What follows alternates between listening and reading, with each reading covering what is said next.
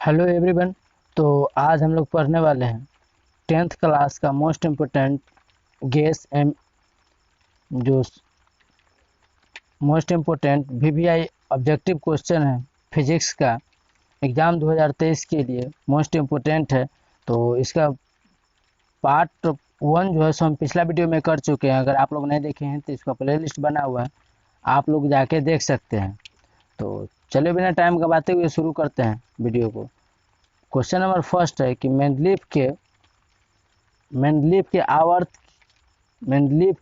नियम में तत्व वर्गीकरण का आधार क्या है। तो मेंडलीव के आवर्त नियम में तत्व वर्गीकरण का आधार क्या है।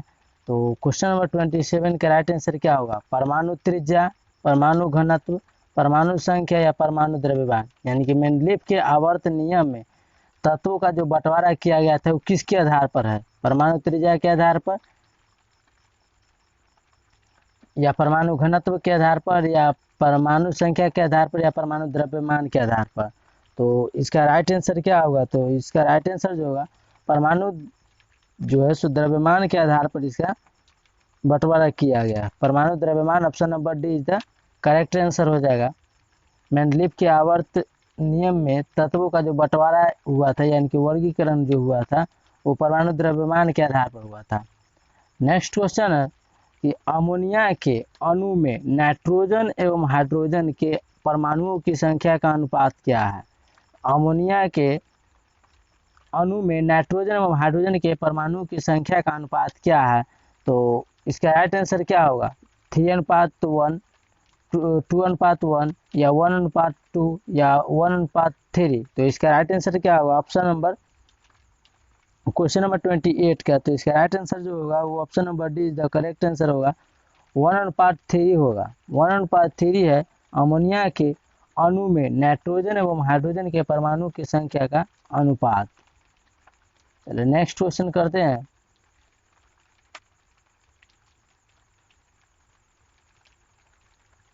नेक्स्ट है, निम्न में से कौन कमरे के तापक्रम पर द्रव में पाया जाता है? निम्न में से कौन जो है सो कमरे के तापक्रम पर यानी कि कमरे के टेम्परेचर पर द्रव यानी लिक्विड के फॉर्म में पाया जाता है? एथेन, एथाइन, एथेनॉल या मीथेन। इसका राइट आंसर क्या होगा? 29 का। तो 29 का जो राइट आंसर होगा वो option number C is the correct, ethanol. Ethanol जो है कमरे के ताप के क्रम पर जो है द्रव पाया जाता है लिक्विड फॉर्म में। नेक्स्ट है कि सिरका में निम्न में से कौन सा अम्ल पाया जाता है? सिरका में कौन सा अम्ल पाया जाता है? गंधक अम्ल, हाइड्रोक्लोरिक अम्ल या HCl, फॉर्मिक अम्ल या एसिटिक अम्ल। तो सिरका में निम्न में से कौन सा अम्ल पाया जाता है? सो क्वेश्चन नंबर 30 का right answer option number D is the correct answer है, एसिटिक अम्ल। हाइड्रोक्लोरिक अम्ल कहाँ पाया जाता है? तो हाइड्रोक्लोरिक अम्ल हमारी छोटी आंत में, छोटी आंत का 3 भाग होता है, उसमें फर्स्ट भाग में जो है सो पाया जाता है हाइड्रोक्लोरिक अम्ल HCl। HCl इसका शॉर्टकट नाम होता है और इसका पूरा नाम हाइड्रोक्लोरिक अम्ल होता है। चलिए, और फॉर्मिक अम्ल जो है सो लाल चींटी में पाया जाता है। फॉर्मिक अम्ल लाल चींटी के में पाया जाता है और इसको इंग्लिश में फॉर्मिक अम्ल बोलते हैं और हिंदी में मेथनोइक अम्ल बोलते हैं। तो यहाँ पर देखिए, यहाँ पर फॉर्मिक यानी कि उसका नाम भी लिख, इंग्लिश का भी नाम जो है सो हिंदी में लिखते हैं फॉर्मिक अम्ल, तो लड़का कन्फ्यूजिया आ जाता है। चलिए नेक्स्ट है, कि निम्न में कौन कार्बन के अपरूप है? निम्न में से कौन है जो कार्बन के अपरूप है यानी कि कार्बन से निकाला गया है? ग्रेफाइट, हीरा, फ्लोरीन, इनमें से सभी। तो क्वेश्चन नंबर 31 का राइट आंसर क्या होगा? तो option number D is the correct, all of them. All of them यानी कि ग्रेफाइट, हीरा, फ्लोरीन जो है और इनमें से सभी, ये सभी के सभी जो कार्बन के अपरूप है। तो कार्बन उसे कहते हैं जो किसी चीज़ को जलाने के बाद जो बच जाता है राख टाइप का, काला टाइप का, उसको कार्बन कहते हैं। जैसे कि कपूर को जलाएंगे नहीं बचेगा, वो कार्बन नहीं होगा। जल को जलाएंगे का कुछ नहीं बचता है, इसे यह सब का इसमें कार्बन की मात्रा नहीं पाया जाता। चलिए नेक्स्ट है कि एक अणुसूत्र परंतु विभिन्न संरचना, एक अनुसूत्र परंतु विभिन्न संरचना सूत्र वाले यौगिक क्या कहलाते हैं? समावयवी, समावयवी, अपरूप, उत्प्रेरक या बहुलक। तो क्वेश्चन नंबर 32 का राइट आंसर क्या होगा? तो ऑप्शन नंबर ए जो है करेक्ट आंसर है समावयवी। समावयवी जो है तो एक अनुसूत्र परंतु विभिन्न संरचना सूत्र वाले यौगिक कहलाते हैं। नेक्स्ट है बुझा हुआ चूना, काफी इंपॉर्टेंट क्वेश्चन है, ये पूछ लिया जाता है, बार बार रिपीटेड क्वेश्चन है। बुझा हुआ चूना है, बुझा हुआ चूना किसे कहते हैं? CaOH2, CaO या CaCO3 या Ca। तो इसका राइट आंसर क्या होगा 33 का? तो 33 का right answer option number A is the correct answer होगा, CaOH2। CaOH2 जो है सो चूना, बुझा हुआ चूना है। चलिए नेक्स्ट क्वेश्चन करते हैं।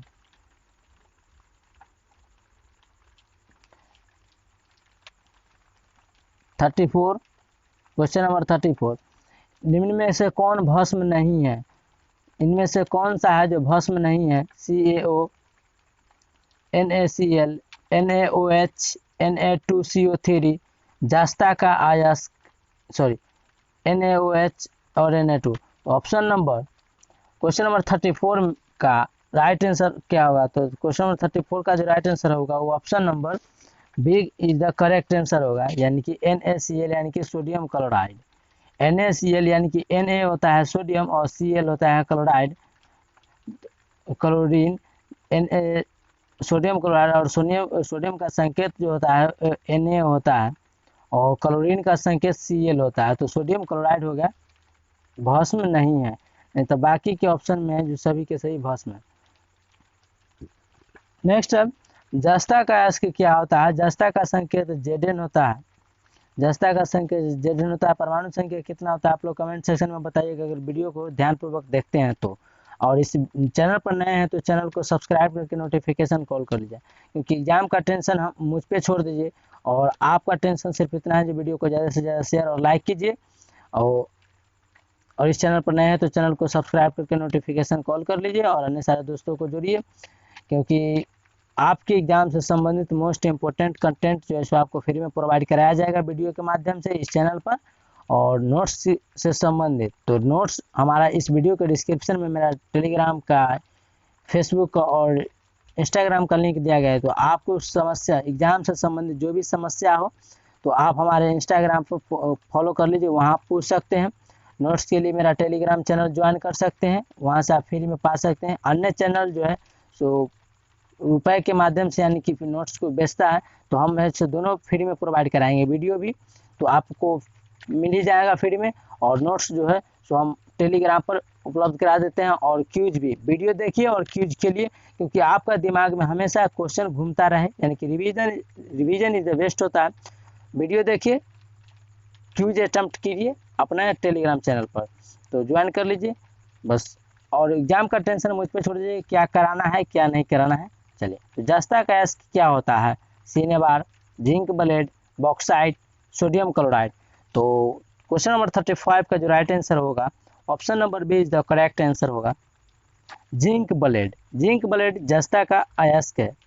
नेक्स्ट क्वेश्चन करते हैं 36, सिलिकॉन है, तो सिलिकॉन क्या है? धातु है, एलिमेंट है, या अधातु है, या उपधातु है, या मिश्र धातु है। तो सिलिकॉन क्या है? तो सिलिकॉन सिटी किससे कहा जाता है? तो बेंगलोर को कहा जाता है। जो हमारे मोबाइल का जो चिप्स उप्स बनता है वो सिलिकॉन का ही बना हुआ रहता है। मोबाइल का अधिक पार्ट जो अंदर रहता है वो सिलिकॉन का ही बना हुआ रहता है। तो सिलिकॉन सिटी बेंगलोर को कहा जाता है। तो सिलिकॉन क्या है? धातु है, अधातु है, या उपधातु है, या मिश्र धातु है। तो क्वेश्चन नंबर 36 का जो राइट आंसर होगा option number C is the correct answer है, उपधातु है। सिलिकॉन क्या है? एक उपधातु है। चलिए नेक्स्ट क्वेश्चन कर लेते हैं। क्वेश्चन नंबर 37 है, अल्कोहल में कौन सा तत्व उपस्थित नहीं होता है? यानी कि अल्कोहल में अल्कोहल, वाइन में वाइन क्या है? तो शराब है, उसमें भी अल्कोहल पाया जाता है। तो अल्कोहल में कौन सा उपस्थित नहीं होता है तत्व, element? Carbon, oxygen, hydrogen, nitrogen.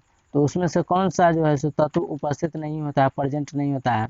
तो क्वेश्चन नंबर 37 का जो है सो right answer option number D, nitrogen. Nitrogen जो है सो अल्कोहल में उपस्थित नहीं होता है, नहीं तो बाकी के सारे ऑप्शन जो है सो सही है। कार्बन, ऑक्सीजन और हाइड्रोजन जो है सो उपस्थित रहता है, और सिर्फ यही जो है नाइट्रोजन में उपस्थित नहीं रहता है। तो ऑप्शन नंबर डी जो करेक्ट आंसर हो जाएगा। तो और नाइट्रोजन का संकेत जो होता है सो N2 होता है, ऑक्सीजन का O होता है, कार्बन का C होता है, हाइड्रोजन का H होता है, इसका परमाणु संख्या 1 होता है, कार्बन का 6 होता है, ऑक्सीजन का 8 होता है, और नाइट्रोजन का कितना होता है आप लोग कमेंट सेक्शन में जरूर बताइएगा।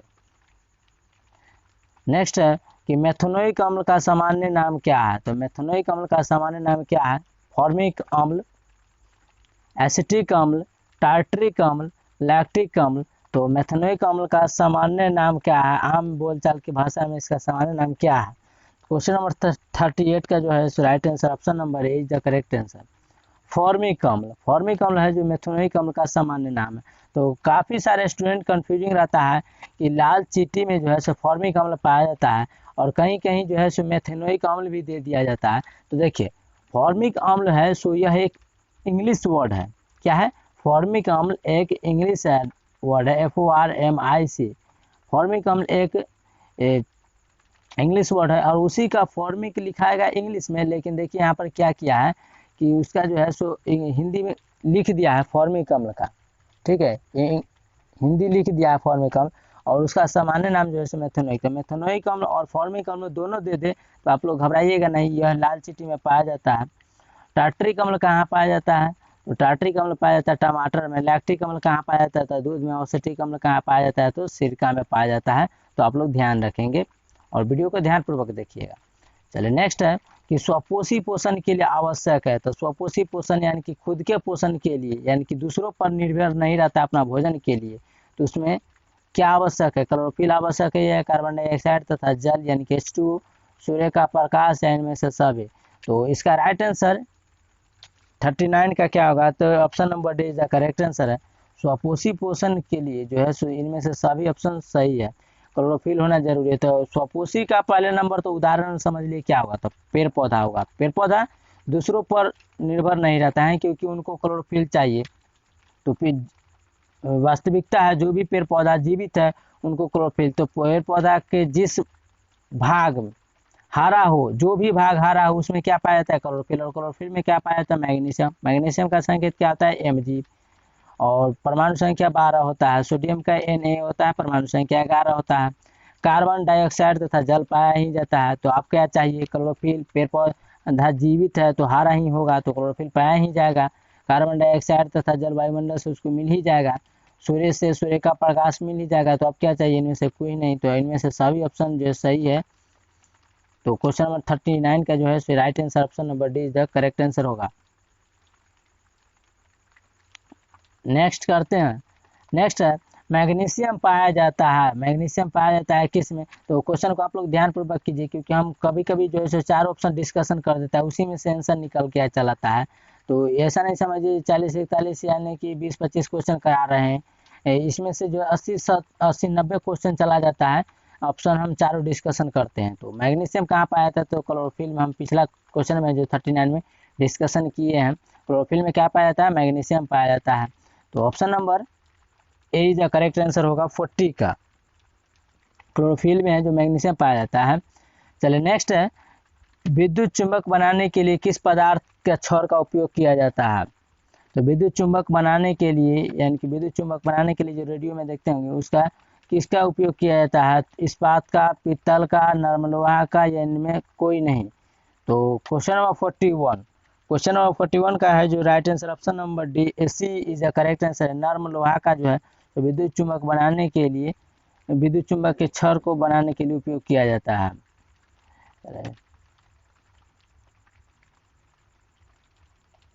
नेक्स्ट क्वेश्चन करते हैं।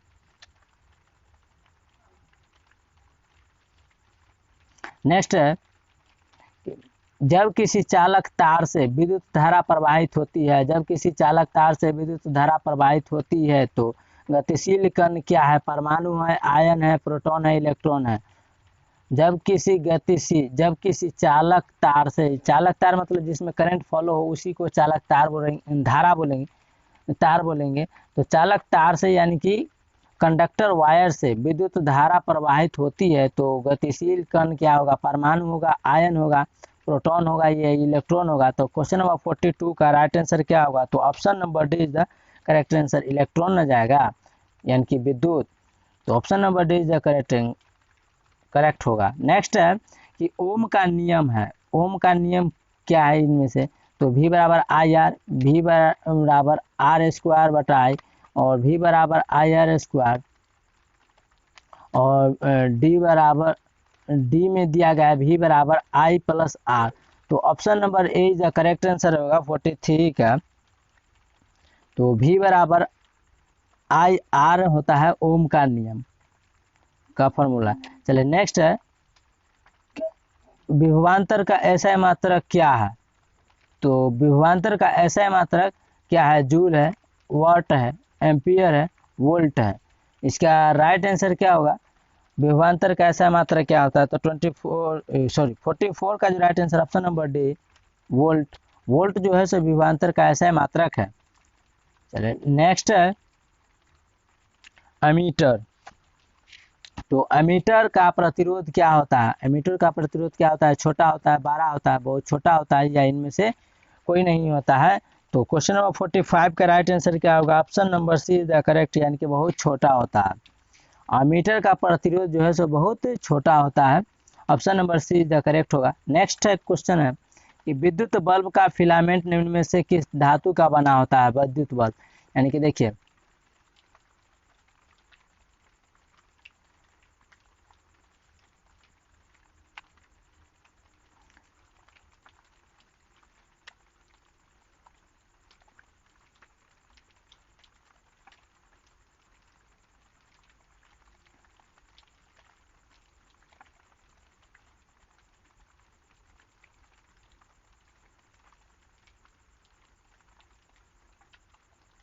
मान लीजिए यह बल्ब है, यहाँ पर डब्लू आकार का लिखा हुआ रहता है, यहाँ पर डब्लू आकार का लिखा रहता है, यह बल्ब है मान डब्लू आकार का। तो इसी को पूछा जाता है कि विद्युत बल्ब का फिलामेंट निम्न में से किस धातु का बना होता है, तांबा का, नाइक्रोम का, शीशा का, टंगस्टन का। तो इसका राइट आंसर 46 का जो है सो राइट आंसर ऑप्शन नंबर 46 का जो है right answer option number D, tungsten का जो है शीशा यह बना होता है, डब्लू आकार का रहता है, टंगस्टन का जो है सो फिलामेंट विद्युत बल्ब का बना रहता है। रियोस्ट, नेक्स्ट है कि रियोस्ट का उद्देश्य क्या है, तो रियोस्ट का उद्देश्य क्या है, धारा का परिमाण में वृद्धि करना, धारा का परिमाण में कमी, या धारा का परिमाण में वृद्धि या कमी, या इनमें से कोई नहीं। तो ऑप्शन नंबर 47 का, ऑप्शन नंबर 47 का राइट आंसर क्या होगा, तो ऑप्शन नंबर 47 का जो क्वेश्चन नंबर 47 का जो है राइट आंसर ऑप्शन नंबर से, धारा का परिमाण में वृद्धि या कमी जो है रियोस्ट का उद्देश्य है। यानी कि रियोस्ट क्या करता है, तो धारा का परिमाण में कभी वृद्धि या कभी कमी करता है। नेक्स्ट है 48, विद्युत आवेश का एसआई मात्रक क्या होता है, तो विद्युत आवेश का एसआई मात्रक जो होता है वो कूलॉम होता है। क्या होता है, तो option number D the right answer है, विद्युत आवेश का एसआई मात्रक कूलॉम होता है। क्वेश्चन नंबर नेक्स्ट है, क्वेश्चन नंबर है कि दाढ़ी बनाने के लिए कौन सा दर्पण प्रयुक्त किया जाता है, तो दाढ़ी बनाने में कौन सा दर्पण प्रयुक्त किया जाता है, तो आप लोग को पता ही होता है कि उत्तल दर्पण जो होता है वो गड़ी के साइड मिरर में उपयोग होता है। तो यहाँ जो होगा वो क्या होगा, तो आप लोग क्वेश्चन को टिक कर चुके होंगे। और देखिए पूरे क्वेश्चन को अटेम्प्ट करने के बाद आप लोग कमेंट सेक्शन में जरूर बताइए कि आप लोग कितना सही अटेम्प्ट कर चुके, और लाइक कीजिएगा, एक लाइक, क्योंकि एक लाइक हमें मोटिवेट करता है कि अगला नेक्स्ट वीडियो ला जाए। इससे पता चलता है कि आप लोग को वीडियो अच्छा लग रहा होगा, और फीडबैक देना नहीं भूलेगा कि वीडियो आप लोग को कैसा लग रहा होगा और किस टॉपिक पर लाया जाएगा नेक्स्ट वीडियो। क्योंकि आप एग्जाम की संबंधित सारे टेंशन मुझ पर छोड़ दीजिए, क्या कंटेंट कराना है, क्या कंटेंट प्रोवाइड कराना है आप को हम करा देंगे। तो क्वेश्चन नंबर 49, क्वेश्चन नंबर 49 का राइट आंसर क्या होगा, तो option number C is the correct answer है, अवतल दर्पण। अवतल दर्पण जो है सो दाढ़ी बनाने के लिए प्रयोग किया जाता है, यानी कि सैलून में अवतल दर्पण लगा हुआ रहता है। नेक्स्ट है कि श्वेत प्रकाश वर्ण क्रम में किस रंग की किरण का विचलन अधिक होता है। तो श्वेत प्रकाश वर्ण क्रम में किस रंग की विचलन मतलब होता है फैलाव, यानी कि कौन सा रंग जो है सो छितराता है ज़्यादा, लाल, हरा, पीला, बैगनी। तो क्वेश्चन नंबर 50 पर पहुंच गए हम लोग, तो इसका राइट आंसर होगा बैगनी। बैगनी कलर जो है सो श्वेत प्रकाश वर्ण क्रम में जो है सो ज़्यादा विचलन यानी कि अधिक इधर उधर छितरा जाता है, भटक जाता है। लाल रंग का तरंग इधर सबसे अधिक होता है, इसीलिए गाड़ी के सिग्नल में जो है सो लाल रंग का प्रयोग किया जाता है। चलिए नेक्स्ट क्वेश्चन करते हैं। नेक्स्ट है समतल दर्पण की फोकस दूरी होती है। तो समतल दर्पण की फोकस दूरी क्या होता है, अनंत होता है, शून्य होता है, 100 सेंटीमीटर होता है, या 50 सेंटीमीटर रहता है। तो क्वेश्चन नंबर 51 का right answer option number A अनंत होता है समतल दर्पण की फोकस दूरी। नेक्स्ट है कि अवतल दर्पण के सामने वस्तु को कहाँ रखा जाए। अवतल दर्पण के सामने वस्तु को कहाँ रखा जाए ताकि प्रतिबिंब उल्टा और वास्तविक और समान बने। तो इसका राइट आंसर क्या होगा, ऑप्शन नंबर कौन सा सही होगा 52 का। तो option number see the correct answer होगा। वक्रता केंद्र पर, वक्रता केंद्र पर जो है सो अवतल दर्पण के समान वस्तु को रखा जाए ताकि प्रतिबिंब उल्टा, वास्तविक और समान आकार का बने। तो बुक से संबंधित, बुक में जो ऑब्जेक्टिव क्वेश्चन आता है फिजिक्स का, उसमें हम ट्रिक पर जो है सो वीडियो बना चुके हैं। वक्रता त्रिज्य, ध्रुव पर, ये सब काफ़ी स्टूडेंट का कन्फ्यूजन रहता है। वक्रता केंद्र पर रहेगा, अवतल दर्पण समान वस्तु को कहाँ रखा जाए तो वक्रता केंद्र पर पिक्चर समान बनेगा।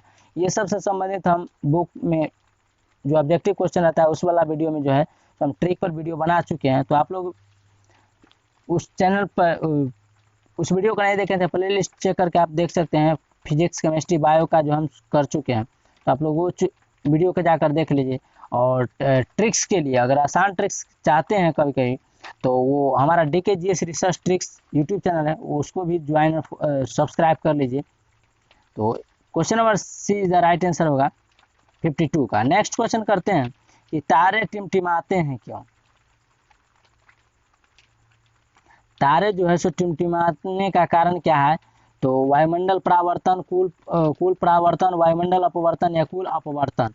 तो तारे क्यों टिमटिमाते हैं। तो क्वेश्चन नंबर 53 का right answer option number C is the correct. वायुमंडल अपवर्तन के कारण जो है सो तारे टिमटिमाते हैं। तारे किस लिए टिमटिमाते हैं, तो वायुमंडलीय अपवर्तन के कारण जो है सो टिमटिमाते हैं। नेक्स्ट है मानव नेत्र के लिए दृष्टि का अस्तित्व होता है। मानव नेत्र पर पिक्चर जो है सो कितना सेकंड तक बना रहता है, 1/10, 1/16, 1/6 सेकेंड या 1/18 सेकेंड। तो इसका right answer option number B होगा, 1/16 जो है सो सेकेंड मानव नेत्र के लिए दृष्टि का अस्तित्व होता है, यानी कि हमारे नेत्र पर जो है सो 1/16 सेकेंड तक जो है कोई भी पिक्चर बना हुआ रहता है। तो option number B is the correct है। नेक्स्ट है उत्तल दर्पण से बना काल्पनिक प्रतिबिंब क्या होता है। सीधा एवं आवर्धित होता है, उल्टा एवं आवर्धित होता है, सीधा एवं ह्रासित होता है, या इनमें से कोई नहीं होता है। तो क्वेश्चन नंबर 55 का right answer option number C is the correct, सीधा एवं ह्रासित होता है। नेक्स्ट है कि अवतल लेंस का आवर्धन m बराबर होता है। अवतल लेंस का आवर्धन m बराबर क्या होता है, a/u, u/v या u+v। इसका राइट आंसर क्या होगा 56 का। तो 56 का जो है सो right answer option number A is correct होगा।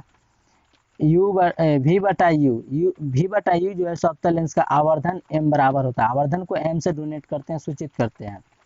तो आई होप ये वीडियो आप लोगों को अच्छा लगा होगा। तो ज़्यादा से ज़्यादा लाइक कीजिए, अपने स्टडी ग्रुप में शेयर करना नहीं भूले, और अपने स्टडी ग्रुप में शेयर करना नहीं भूले, अपने दोस्तों को जोड़िए। और इस चैनल पर नए हैं तो चैनल को सब्सक्राइब करके नोटिफिकेशन कॉल कर लीजिए। मिलेंगे नेक्स्ट वीडियो में, आज के लिए इतना है। थैंक यू, जय हिंद, जय भारत।